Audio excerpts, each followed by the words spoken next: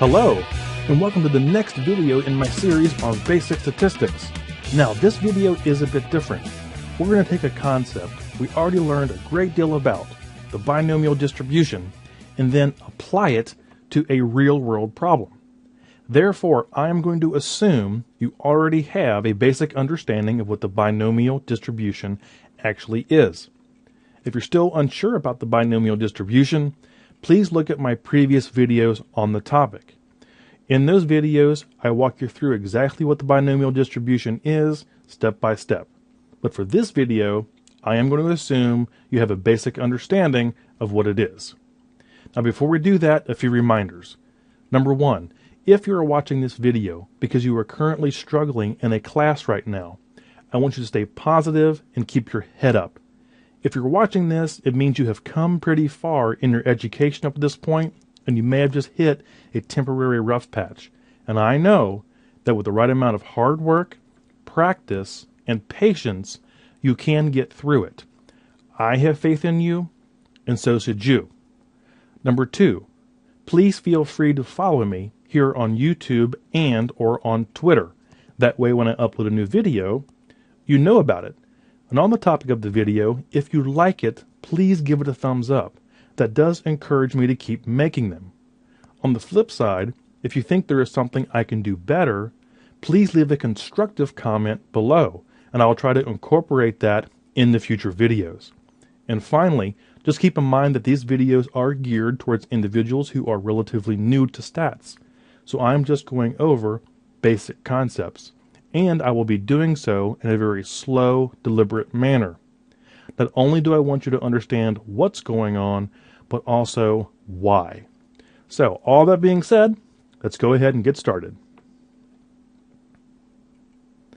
So as I mentioned before, we're going to take the binomial distribution and actually apply it to a real-world problem. So I will not be going into what the binomial distribution actually is. Now this problem has to do with factory health and safety analysis, specifically accidents on a factory floor. So we're going to look at some historical data and kind of figure out what is out of the ordinary. So let's go ahead and get started. So here is our problem. The factory floor had an accident rate that you, the manager, has deemed excessive. And the CEO wanted it fixed ASAP for good reason. Now, a team leader that actually works on the floor every day and is familiar with what goes on thought that the accidents were higher during the summer months when the building was nearing 90 degrees inside. So this team leader on the floor kind of had a theory that accidents tend to go up in the summertime. It gets very hot inside the factory. Maybe people are distracted. Maybe they're irritable. They're not concentrating. Or maybe they're sweating and their hands are getting wet and they're dropping things. There could be a lot of reasons for that.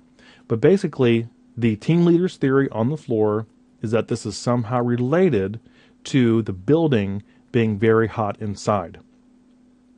Now, to test this assertion, you decided to look at 250 random accidents from the past 5 years and then calculate the average number of accidents for each month. So the average number of accidents in January, the average number of accidents in February, all the way through December. Now what you found out is that August had an average accident rate of 30, which was well above the other months. So looking at the data, you think it very unlikely that this rate could just be a random fluctuation in the data, because we do not expect the accident rate for every month to be exactly the same. There's going to be some random variation in the data. We're looking for things that are beyond what we would expect due to random variation. And you think this rate of 30 in August meets that bill. But you can't just go on a gut feeling. The question is, how can you test this feeling or this theory statistically? And that's what we're going to do in this problem. So let's look at the binomial setup. Now, n in this case is 250. That's our number of trials, or our number of accidents. P, or our success rate, is 1/12. Now, why is that? Well, if our accidents are spread out evenly among all 12 months, we would expect to have the same amount, obviously, in each month. So that is our success, 1/12. And you can actually think of 12 stacks of paper on your desk, and each stack is exactly or about the same height, the same number of accidents in each month. Of course, Q is just 1 minus P. So P is 1/12, or 0.08333. Q is 1 minus that, so it's 0.91667. Now let's go ahead and figure out the mean and standard deviation of this distribution using our data. So we're going to find the mean accidents per month and then our standard deviation. So remember, our mean, mu, is N times P. And our standard deviation, sigma, is the square root of N times P times Q. So to find the mean, we take 250 times 0.08333. That's N times P. And that is 20.8333 repeating accidents. So think about this. If we have a stack for January, a stack for February, a stack for March, all the way through December, we would expect that in any month we choose in there to have about 20 or 21 accidents. So if we picked March, we would expect about 20 or 21 accidents. If we picked October, we would expect 20 or 21 accidents, if they are evenly distributed among all 12 months. So that's what our mean is. The mean accidents per any given month we choose. Now, the standard deviation is 4.37, and again, our data is going to fluctuate just naturally because of natural random variation. But our deviation, our standard deviation, sort of gives us some goalposts within which we think that should deviate. Anything well beyond that is going to be suspect and will be out of ordinary. So it sort of gives us a range of natural variation. So our mean accidents per month is about 20 or 21, somewhere in there, and our standard deviation is 4.37. Now when we graph this binomial distribution in Excel, this is what we get. And yes, it does look very weird. So what I've done here is I've color-coded the middle of our distribution in green. So the first green bar is 20, the second green bar is 21. So I went ahead and colored both of them green, and that's because our mean is 20.83. So our mean is somewhere in between those. So let's think about this for a second. What does this mean? We have 250 accidents, or 250 accident reports. What this is telling us is that we expect 20 or 21 to be in any given month that we choose. Now, if you can see along the bottom, we have some crazy extremes. Let's look at the extreme of 0. So what does that mean? Well, what that means is that if we pick any month, say May, the probability that we have 0 accidents, 0 average accidents in the month of May is almost 0. That probability is almost 0. Now let's look at the other extreme, at 250. What does this mean? This means that if we select a random month, let's say February, the probability of all 250 of those accidents being in February is basically 0.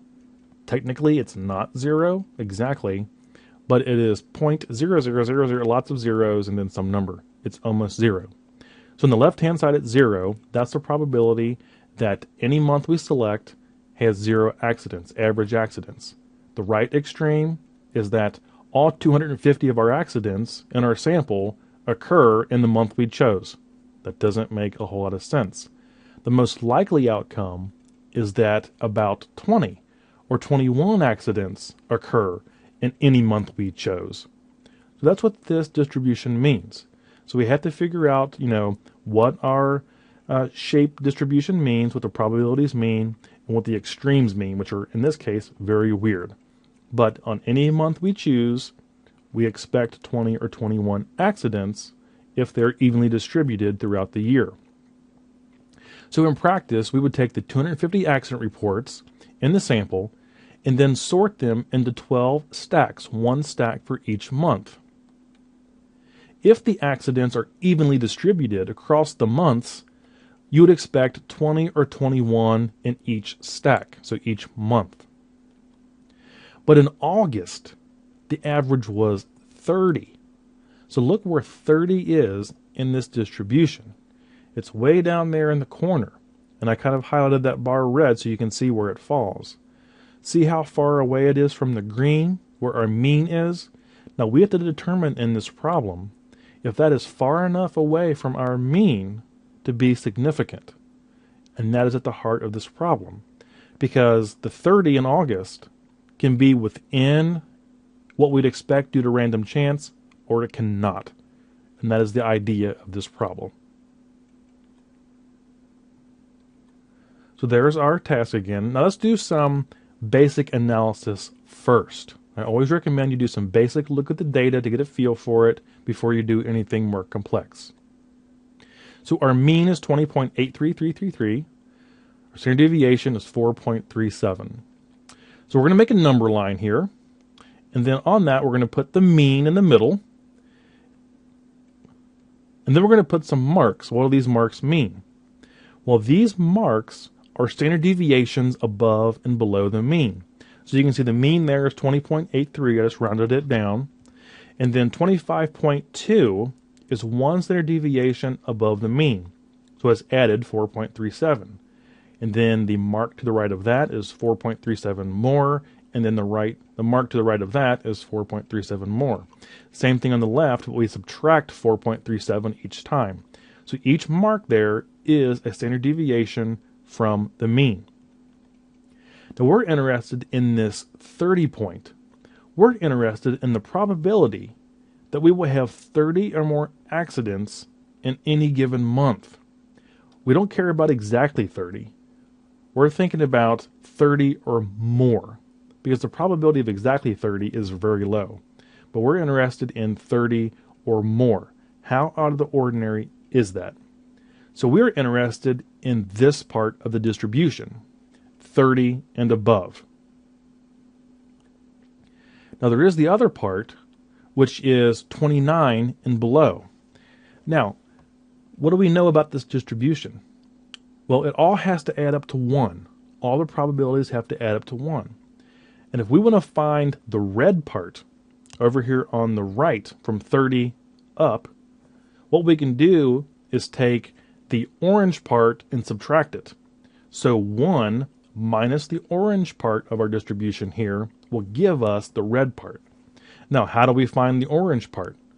Well, we use the function in our TI-83 or 84, I'm sure it's the same for all of them, calculator. Now we access that by pressing the second button, the vars button. That will take you to the distribution menu. And if you scroll down, you will see the binom CDF function.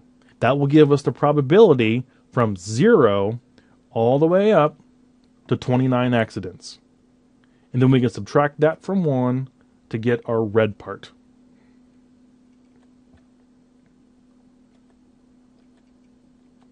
So here's the part we're interested in, the red. That's 30 and above, all the way up to 250. So this number line isn't perfect because of the distribution being so lopsided, but from 30 all the way up to 250. Then we have the part that's 29 all the way down to 0. And remember, all this has to add up to 1.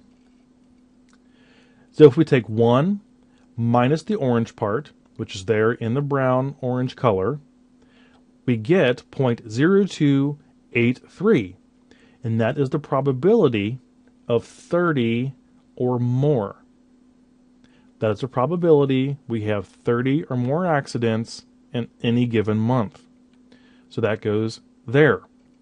Now to get the orange part, we just subtract from 1. So that is 0.97 0.17. So here is our graph with all that information in. So the probability of 30 or more accidents in any given month is 0.0283. And that is 30 and above, all the way up to 250. And again, just think about it for common sense. If we have 250 accident reports, the probability that all 250 of those occur in the same month is infinitesimally small. That's why this red line goes all the way to the right to 250. But all the probability from 30 all the way to 250 is 0.0283.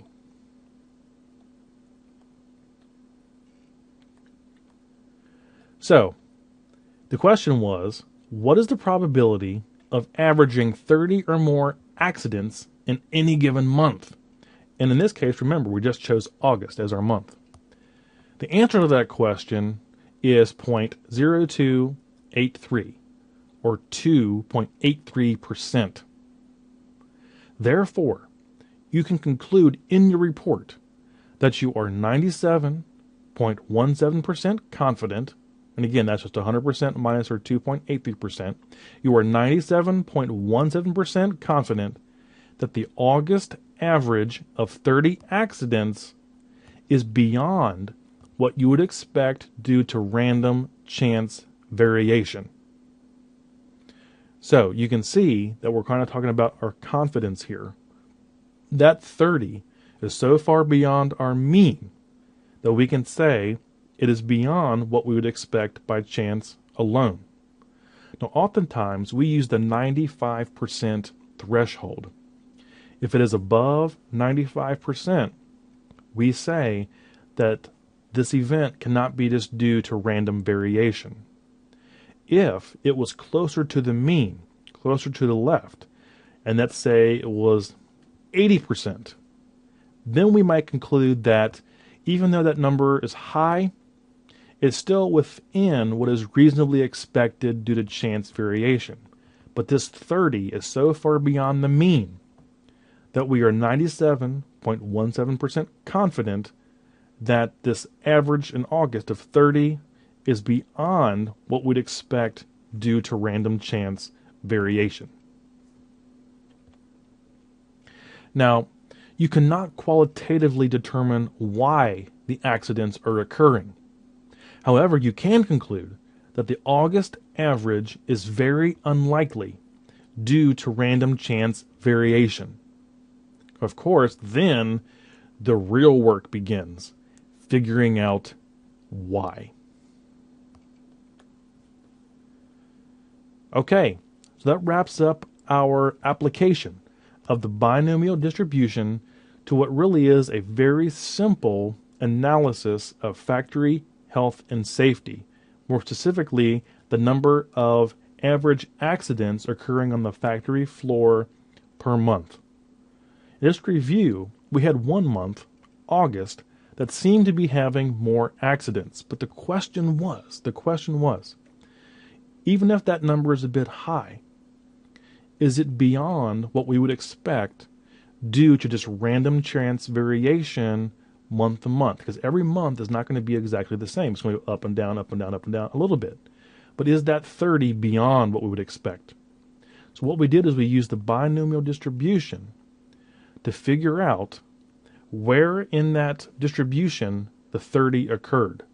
And it happened to be that the 30 was so far beyond our mean that it was very unlikely that it just sort of occurred naturally. And this is a good example of how to apply the binomial distribution to a relatively simple problem. Okay, just a few reminders. If you're having problems in the class, I want you to stay positive and keep your chin up. I have faith that you can do it, and so should you. Just keep working hard, just keep practicing, and stay patient. You can do it. Also, remember, follow me here on YouTube and or on Twitter. That way when I upload a new video, you know about it. Again, if you like the video, give it a thumbs up. That does encourage me to keep making them. If there's something I can do better, leave a constructive comment below, and I'll try to incorporate that in the future videos. And finally, this is from my heart. If you're here trying to improve yourself through education, that's what matters. The fact that you are here working, trying to understand this content, that is what matters.